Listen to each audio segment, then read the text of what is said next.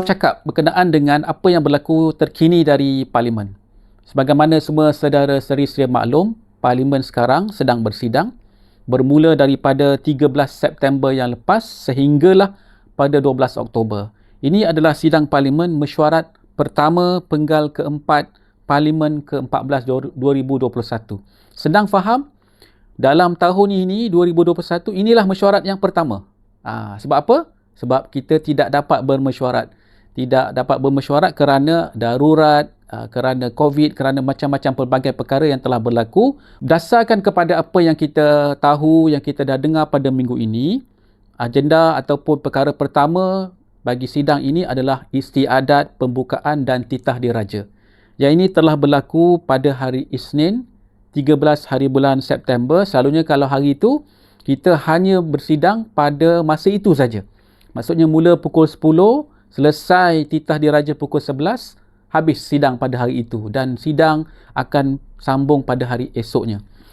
Bila kita sebut titah diraja ini sebenarnya adalah titah yang disediakan oleh kerajaan. Jadi selalunya kalau titah diraja itu yang Agung sampaikan itu adalah apa yang juga menjadi hasrat, perancangan, mungkin apa yang menjadi aspirasi kepada kerajaan sekarang. Bila selesai perkara ini, maka akan bermulanya majlis yang disebut sebagai usul menjunjung kasih dan perbahasan titah diraja. Pada petang Isnin itu telah berlaku majlis tanda tangan memorandum persefahaman di antara kerajaan Datuk Seri Ismail Sabri Yaakob dan Pakatan Harapan.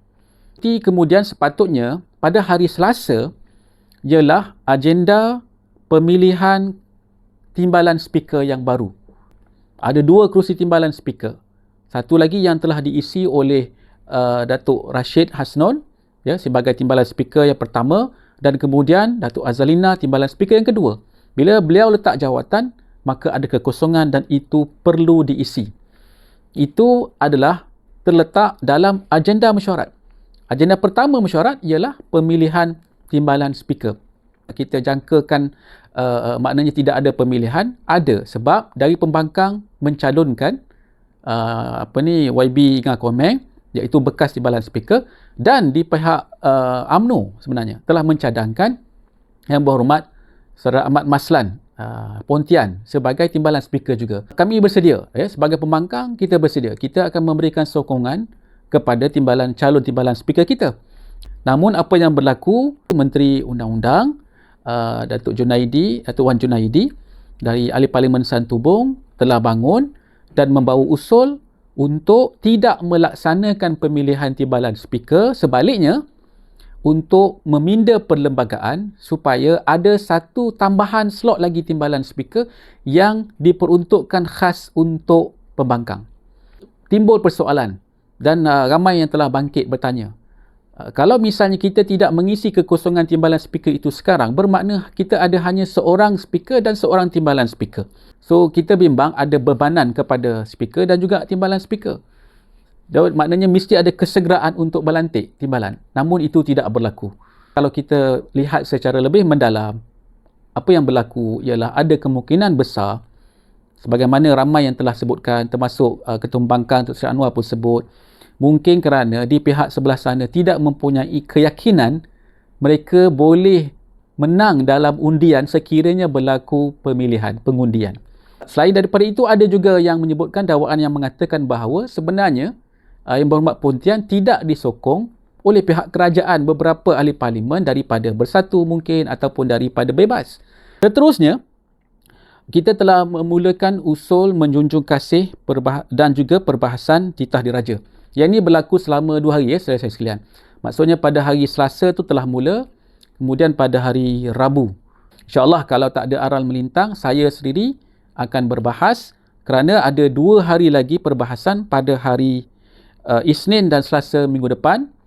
Kemudian selesai perbahasan. Okey, saya lupa nak sebut tadi. Di samping adanya perbahasan titah diraja ini, urusan-urusan biasa tetap berjalan. Maksudnya setiap hari ada ruang untuk soal jawab lisan. So, saya nak bagi gambaran tu penting kerana apa, saudara sekalian? Parlimen ni dia berfungsi dengan bukan hanya kerana ada perbahasan-perbahasan, tetapi kerana ada soal jawab itu daripada ahli-ahli parlimen dan dijawab oleh menteri. Bila dijawab oleh menteri ataupun timbalan menteri, maka di situlah ada ketelusan, di situlah ada apa dia panggil maklumat-maklumat yang kita perolehi daripada pihak kerajaan. Sebab itu penting untuk parlimen bersidang, sebab kita boleh tanya dan mereka perlu menjawab. Dan kita akan sambung sidang pada hari Isnin minggu depan.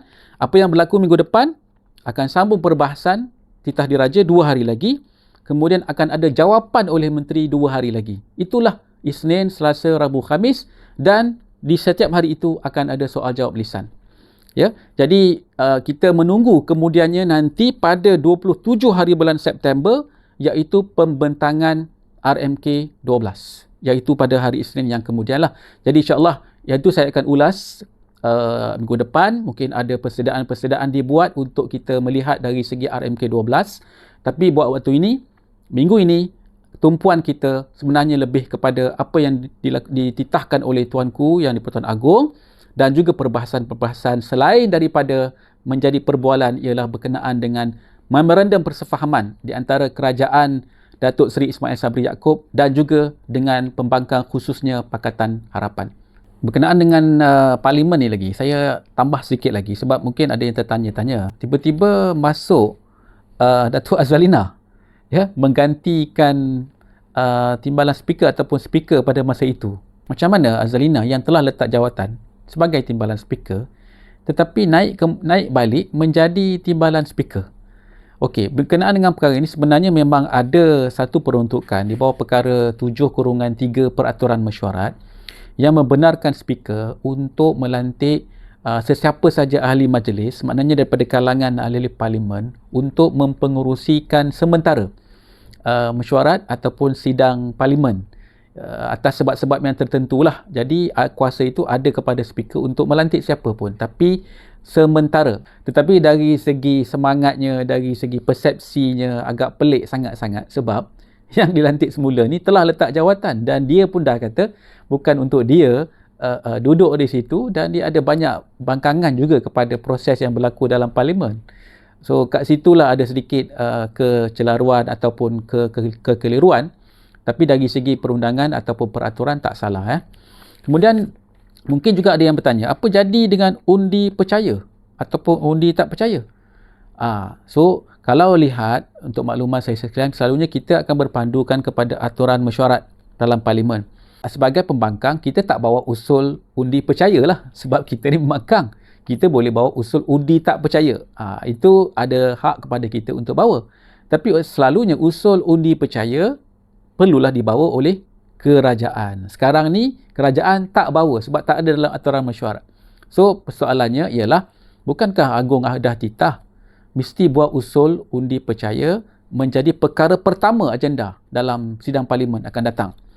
Ini yang disebutkan oleh Ketua Pembangkang, disebutkan oleh beberapa ahli-ahli parlimen dari Pembangkang juga. Jadi alasannya ialah kerana mereka kata, terutama Peguam Negara sebut, Tuanku dah pun lantik, Tuanku telah pun telah berkenan pelantikan Datuk Seri Ismail Sabri Yaakob sebagai Perdana Menteri, jadi tak perlu lagi undi percaya. So maksudnya sewajarnya lah undi percaya ini tetap dilaksanakan, tunggu, tapi cumanya ianya bergantung kepada kerajaan sendiri.